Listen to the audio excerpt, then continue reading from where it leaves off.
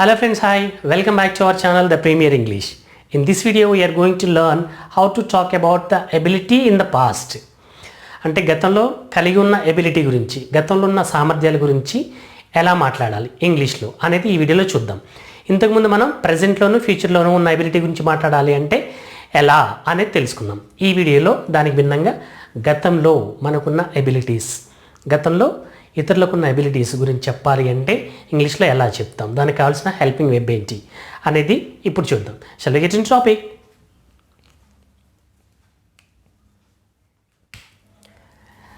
Present past ability చెప్పడానికి can వాడతాం, ఆ తర్వాత V1 with any subject, right? గుర్తుంది కదా, all subjects can and V1.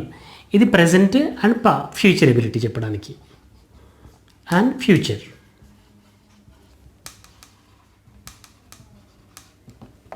Okay, మరి గతంలో ఉన్న ఎబిలిటీ గురించి చెప్పాలి అంటే ఈ కెన్కి బదులుగా కుడ్ వాడితే సరిపోతుంది. That's it. కెన్కి past tense form could, can present future, could past అనమాట. అంటే కుడ్ కెన్కి పాస్ట్ ఫామ్ అనమాట. అంటే గతంలో ఉన్న ఎబిలిటీస్ గురించి చెప్పాలి అంటే మనం వాడాల్సిన హెల్పింగ్ వెబ్ కుడ్ అనమాట. ఓకే, దీని మీద కొన్ని ఎగ్జాంపుల్స్ చూస్తే మీకే ఐడియా వస్తుంది. Let us see. Well, have you look at the examples on the board. The first one is when he was small. అతను చిన్నగా ఉన్నప్పుడు. He could play cricket well. అతను క్రికెట్ ఆడగలిగేవాడు. అంటే ఒకప్పుడు ability. When he was small, చిన్నప్పుడు. అంటే ఇప్పుడు పెద్దోడైపోయాడు, ఇప్పుడు క్రికెట్ ఆడే అంత ఓపిక లేదు, ఆయనకు టైం లేదు. కానీ వెన్ హీ వాజ్ స్మాల్, అతను చిన్నగా ఉన్నప్పుడు he could play cricket well. Cricket బాగా ఆడగలిగేవాడు, ఆడేవాడు కాదు, ఆడగలిగేవాడు.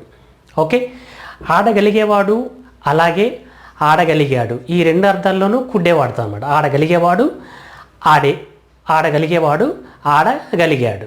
ఓకే, రెండు అర్థాల్లోనూ కుడ్డే వాడతాం అనమాట. Next, he could swim in the well. He could swim in the well. అతను బావిలో ఈదగలిగాడు. When he was in 10th class. అతను 10th క్లాస్లో ఉన్నప్పుడు బావుల్లో దూకి ఈతలు కొడుతూ ఉంటారు కదా. When he was in 10th క్లాస్లో ఉన్నప్పుడు he could swim in the well. బావిలో ఈదగలిగాడు లేదా ఈదగలిగేవాడు. ఓకే, అంటే ఎబిలిటీనే కానీ not now, in the past, right? She could win the first prize in her schooling. ఆమె స్కూల్కి వెళ్ళే రోజుల్లో she could win the first prize. ఆమె ఫస్ట్ ప్రైజ్ గెలవగలిగింది. ఫస్ట్ ప్రైజ్ అంటే ఎబిలిటీయే కదా. సో ఆ ఎబిలిటీని ఎలా చెప్పాం, పాస్ట్లో కాబట్టి కుడ్ తీసుకొని వెర్బ్ 1 తీసుకున్నాం అనమాట. ఓకే, కుడ్ విన్, అలాగే could swim, okay, could play, right? Next example చూడండి. They could draw pictures and win the prizes when they were doing degree. వాళ్ళు డిగ్రీ చేసేటప్పుడు, అంటే వాళ్ళు డిగ్రీ చేసే రోజుల్లో బొమ్మలు గీయగలిగేవాళ్ళు అలాగే ప్రైజులు కూడా గెలవగలిగేవాళ్ళు. చూడండి, కుడ్ తర్వాత draw base form, win base form అంటే V1. కుడ్ తర్వాత మనం V1నే తీసుకుంటున్నాం. ఏ సబ్జెక్ట్ అయినా సరే, I, we, you, they, he, she, it, మనం ఏ సబ్జెక్ట్ తీసుకున్నా సరే కుడే తీసుకుంటాం అనమాట. Okay, I could sing songs on the dais when I was studying. నేను చదువుకునేటప్పుడు, okay, when I was studying I could sing songs on the dais. Dais మీద పాటలు పాడగలిగేవాడిని. అంటే డైస్ ముందు 100 మంది ముందు పాటలు పాడగలిగేవాడిని. ఆ ఎబిలిటీ, ఆ ధైర్యం అప్పుడుంది అనమాట. సో ఇవన్నీ ఏంటి చూసినట్లయితే గతంలో ఉన్న సామర్థ్యాన్ని తెలియజేస్తున్నాయి అనమాట. అలా గతంలో సామర్థ్యాన్ని చెప్పడానికి మనం తీసుకున్న హెల్పింగ్ వెబ్ కుడ్ అన్నమాట. ఏ సబ్జెక్ట్తో తీసుకుంటున్నాం? అన్ని subjects. I, we, you, they, he, she, it. మీరు వీటిలో ఏ సబ్జెక్ట్ తీసుకున్నా సరే హెల్పింగ్ వెబ్ కుడ్డే. దాని తర్వాత మనం తీసుకున్న వెబ్ V1. అర్థమైంది కదా. సో ఇవన్నీ పాజిటివ్ సెంటెన్సెస్. చేయగలిగాడు, మరి చేయలేకపోయాడు అని చెప్పాలంటే ఏం లేదు, ఆ కుడ్కి నాట్ చేరుస్తాం అనమాట. చూడండి, అది కూడా when he was small he could play కదా, హీ కుడ్ నాట్ ప్లే. కుడ్కి నాట్ చేరిస్తే చాలు, could not play. He could not play cricket well. బాగా ఆడగలిగేవాడు కాదు, బాగా ఆడలేకపోయాడు అలా. Okay, he could swim in the well when he was in 10th class. He could swim, ఈదగలిగాడు. ఈదలేకపోయాడు, నెగటివ్ సెంటెన్స్ ఏమవుతుంది, ఈదలేకపోయాడు కదా. So could not swim, he could not swim in the well, బావిలో ఈదలేకపోయేవాడు. Okay, next she could win, గెలవగలిగింది. గెలవలేకపోయింది, దానికి opposite అదే కదా. సో గెలవలేకపోయింది, నెగిటివ్ ఏంటి?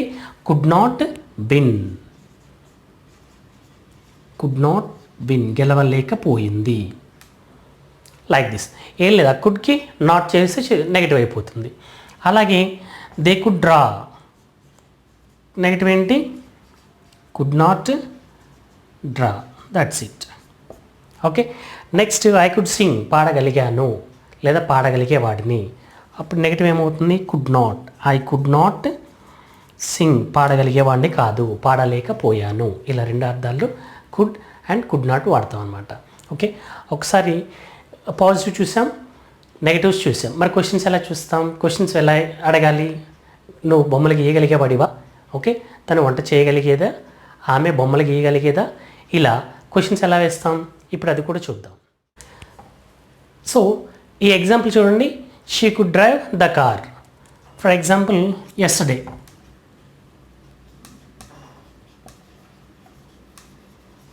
She could drive the car yesterday. ఆమె నిన్న డ్రైవ్ చేయగలిగింది కార్ని, కార్ డ్రైవ్ చేయగలిగింది. ఓకే, ఇది పాజిటివ్ సెంటెన్స్ కదా. Could and V1, subject could and been, right. ఇది ఆర్డర్. నెక్స్ట్ దీని నెగిటివ్ ఏమవుతుంది? She could not drive, negative. ఇది పాజిటివ్ సెంటెన్స్. ఓకే, ఇదేమో నెగిటివ్ సెంటెన్స్. ఇక్కడ ఏం చేసాం? కుడ్కి నాట్ చేర్చేసాం, నెగిటివ్ అయిపోయింది. Could plus not and V1. Could not drive the car yesterday. ఆమె నిన్న కారు నడవలేకపోయింది. ఓకే, మరి దీన్ని క్వశ్చన్ చేయాలి. అప్పుడు ఏం చేస్తాం? క్వశ్చన్ ఆర్డర్ మీకు గుర్తుంది కదా. ఏం చేస్తాం? కుడ్ ఫస్ట్ వస్తుంది, ఆ తర్వాత సబ్జెక్ట్ తర్వాత వస్తుంది అనమాట. Okay, could she drive the car. ఆమె కారు నడపగలిగిందా? ఇక్కడ ఏమైంది? ఫస్ట్ కుడ్ వచ్చింది, ఆ తర్వాత సబ్జెక్ట్ వచ్చింది. పాజిటివ్ సెంటెన్స్లో ఏమొచ్చింది? ఫస్ట్ షీ సబ్జెక్ట్ వచ్చింది, ఆ తర్వాత కుడ్ వచ్చింది. అది క్వశ్చన్లో ఆర్డర్ ఇలా ఉంటుంది అనమాట. Word order in the question is helping verb comes first, later the subject, అంతే. అది ఏ హెల్పింగ్ వెర్బ్ అయినా కావచ్చు. Do, does, did, shall, will, am, is, are, was, were, shall be or will be, can, could. Okay, could she drive the car. ఇక్కడ helping verb could కాబట్టి కుడ్తో start చేశాను అనమాట. ఆమె డ్రైవ్ చేయగలిగిందా. అలాగే నువ్వు ప్రైజ్ గెలవగలిగావా అని అడగాలి. మీ ఫ్రెండ్ ఎలా అడుగుతారు? Could you win the prize? Could you win the praise?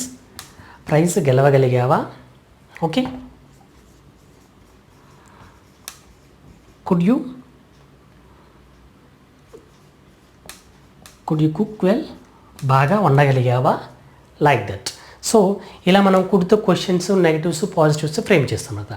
అయితే గుర్తుపెట్టుకోవాల్సింది ఏంటి? ఈ కుడ్ అనేది ఏ ఎబిలిటీని తెలియజేస్తుంది? The ability in the past that we have. మనకు గతంలో ఉన్న ఎబిలిటీస్ గురించి మాట్లాడడానికి ఈ కుడ్ యొక్క హెల్ప్ తీసుకుంటాం అనమాట. సబ్జెక్ట్ ఏదైనా కుడ్, దాని తర్వాత వెర్బ్ బేస్ ఫామ్. ఇది గుర్తుపెట్టుకున్నామంటే ఈ విషయంలో మనం తప్పులు చేయలేము. సరే, ఫైనల్గా ఒకసారి మనం స్ట్రక్చర్స్ అన్నీ చూద్దాం ఒకసారి. పాజిటివ్ సెంటెన్స్లు ఏంటి? Subject and helping verb could and verb in base form. ఇది పాజిటివ్ సెంటెన్స్లో సెంటెన్స్ ఆర్డర్ ఇలా ఉంటుందన్నమాట. ఓకే, షీ కెన్ స్టిచ్, ఆమె కుట్టగలదు, ఎగ్జాంపుల్. ఓకే, నెక్స్ట్ నెగిటివ్ సెంటెన్స్లో ఏముంటుంది? కుడ్ ప్లస్ నాట్, సబ్జెక్ట్ తీసుకుంటాం, అలాగే కుడ్ తీసుకుంటాం, ఆ కుడ్కి నాట్ చేరుస్తాం, అండ్ దెన్ V1. ఇది negative sentence structure. Okay, she can not, sorry. Okay, ఇప్పుడు దీనికి నెగిటివ్ రాయాలి. ఎలా రాస్తాం? She could not, she could not stitch.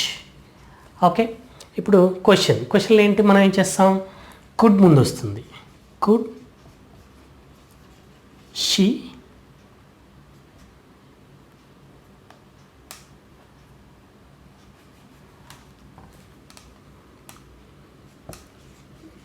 Could plus subject and then V1.